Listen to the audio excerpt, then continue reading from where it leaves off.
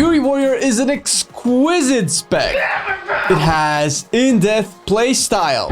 You can gear him up and start wrecking the meters. And 8.3 still sees Fury as one of the best melee specs in the game, second as of recording this video. So stay tuned for the talent, essences, gear, rotation, and a whole bunch of cool stuff to get you rampaging in a safe environment.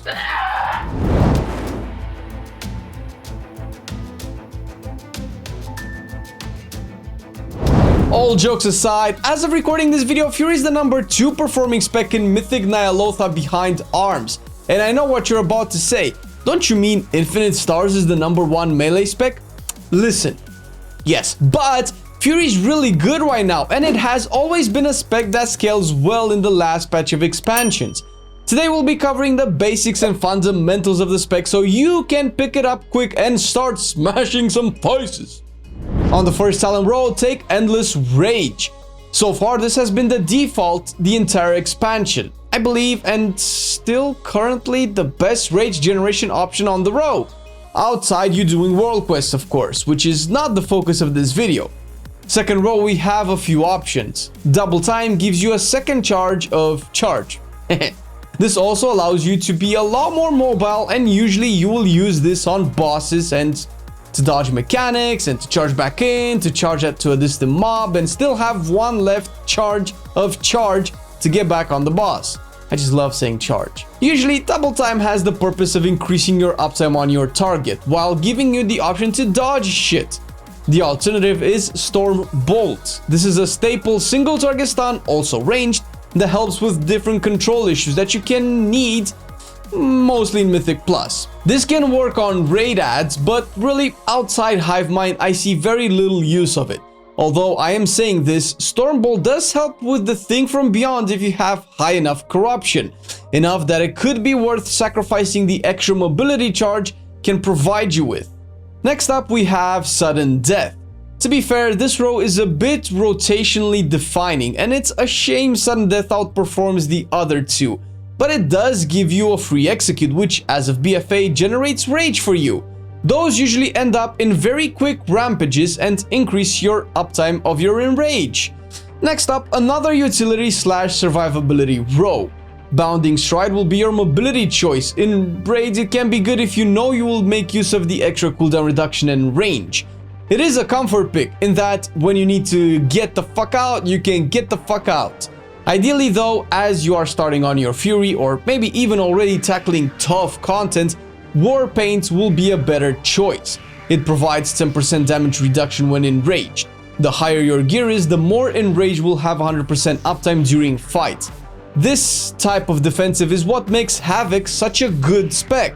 This is even better because it's 10% for all damage, not just magical, because at the high end, when everyone knows their shit, the only damage you take is mandatory damage, and if you can resolve that on your own, you essentially free up the healer to heal the tank or deal damage, and this is one of the key requirements to have or do in high keys and maybe even mythic raids.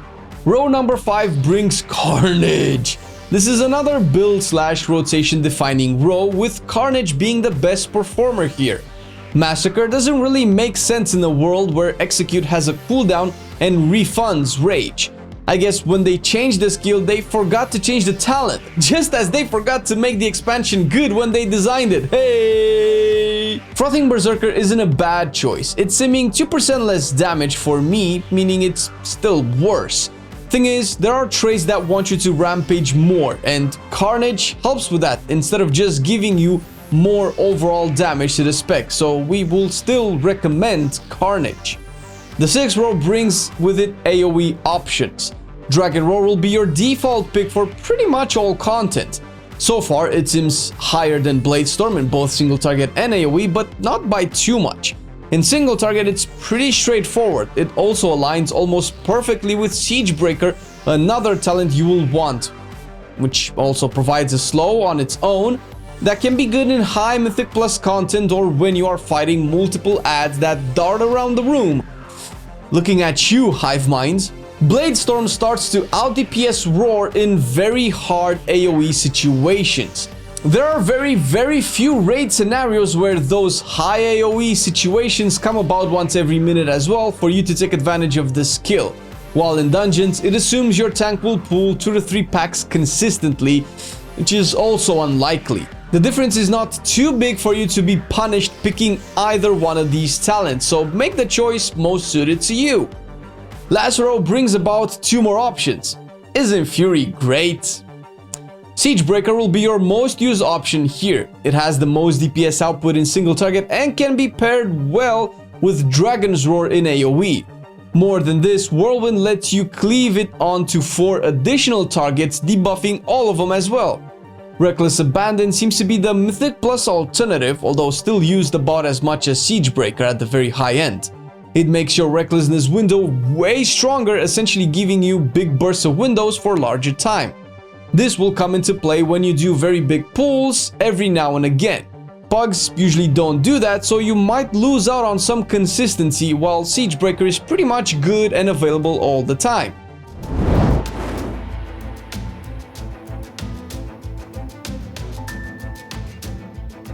When it comes to stats, there are 2 ways to approach Fury in BFA, and it also applies to gear, corruption essences and whatnot. You can sim if you want to do the most amount of damage possible, or go with the standard build. Simming is tedious, we all know that, and it's a silly thing to have to do. But we are in 2020, and WoW is not the only game that requires calculations to provide you with the best possible result, considering how many systems MMOs are playing with these days. Yeah, I'm talking about you, Ian. What's with all the systems, man? God damn it! As an example, here is my sim for single target stats. It's just as a point of reference. This can change based on your character, so don't expect things to stay the same. Meanwhile, in AoE, Mastery seems to pull ahead for me, so it really depends on what your focus is, raids or dungeons. But this is a lot of min-maxing, and if you are starting out with Fury, maybe focusing on this shouldn't be your first goal. Consumables will be crit heavy, so a Chord of Critical Strike and Deadly Lava Lazuli will be your best choices. If you are lower eye level, you can also get 1 Leviathan's Eye of Strength. Even though strength is not as strong, 120 gained from this will be a bigger part of your overall strength levels if your gear is on the lower side.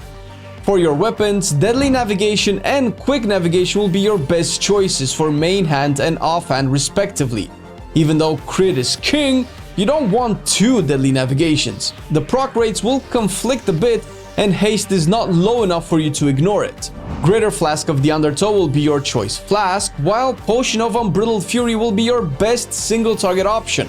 Empowered Proximity will be best at 4 or more targets, and Superior Battle Potion of Strength, decent overall, in all situations, universal, generally, you know what I'm talking about. Feast can be a good choice early on, but the higher you scale in gear, the better the crit food will be, and seeing as how crit is more than 2 times stronger than strength for me, the 93 crit will be way stronger than the 131 strength. As far as Azerite traits go, there's only one real build for both raids and dungeons, with maybe 1 or 2 optional traits that can be swapped here and there. Cold, Steel, Hot Blood stacked 3 times will be your bread and butter. This is why Critical Strike is the strongest staff for you. If you don't have at least 2 of these traits, crit will underperform, but so will you in general. So your build will start to form with at least 2 of these. You can also take 1 Unbridled Ferocity. The reason you only want 1 is for the Recklessness proc, which does not stack with multiple applications. The Rampage damage stacks, sure, and it's pretty good, but usually you have better options out there. One such is Simmering Rage, where Rampage gets damage again, but also generates 1 rage per strike, increasing overall rage generation, giving you more rampages with more rage regen, and the fact that I am confused confirms my decision to not follow studies in the field of mathematics or education. Lastly, if you have all of the above or no other better options are available, go for generic stat traits like Heart of Darkness or Swirling Sands. These are stat and or crit fuels to your spec, which are, always welcome. You can also sim any and all traits, if you sim them properly that is, and make other changes as you see fit. When getting your essences straightened out, you need to figure out what you want to focus on. hardcore single target damage, or AoE. Either can work in raids, while dungeons will prefer the AoE version almost always. The single target major will be condensed life force. I know it has been nerfed, but it still does the best when it's you and the boss, and pent-up religious frustration ready to be unleashed in a righteous wave of glorious rampages. Some say I have a problem. As for minors, Conflict and Strife gives you a passive versatility buff that is always good. Breath of the Dying is a good damage funnel even at rank 2.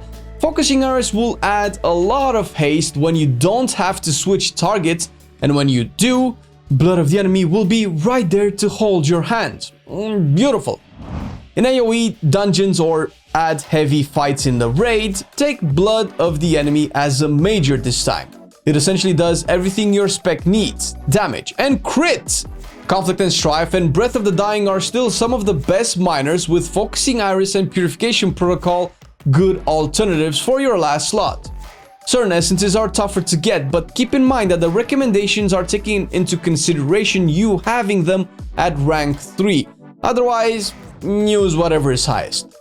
Trinkets are not so crit heavy this season, as far as raids are concerned, so if you have or can get an Ashvane's Razor Coral at a high enough eye level, it will probably be Biss.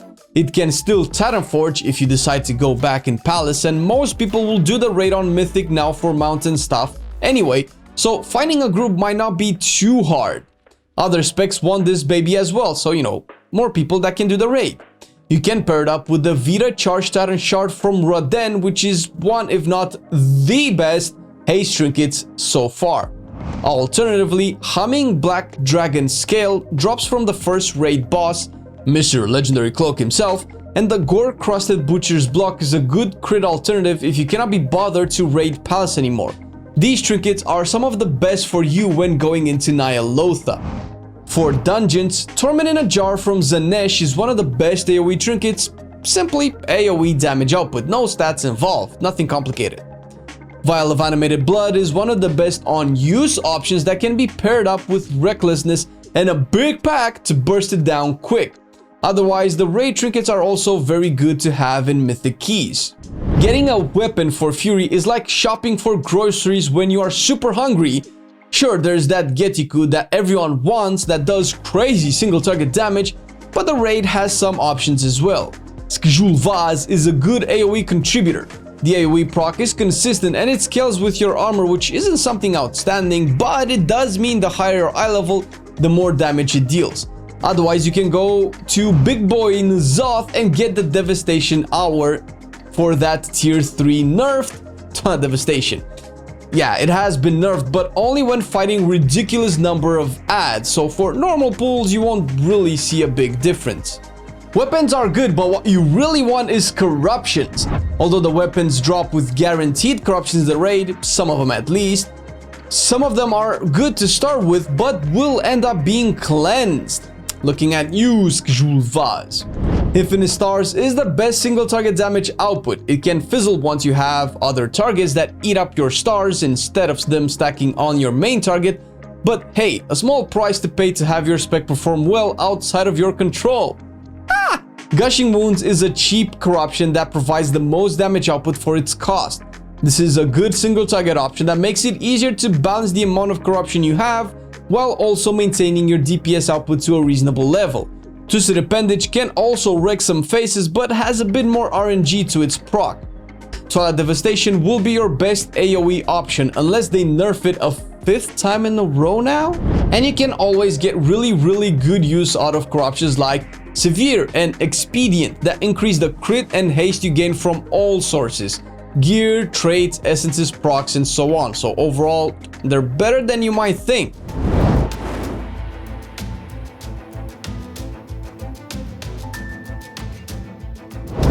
The opener is simple. Any essence that's not Blood of the Enemy will be popped on pre-pull alongside the pre-pot.